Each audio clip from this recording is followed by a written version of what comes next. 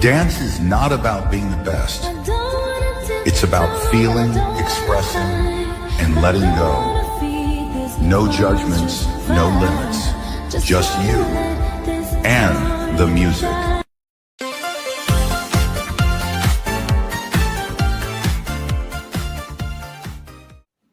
And this is Miss Kim, proud sa gawang Pinoy at galing ng Pinoy.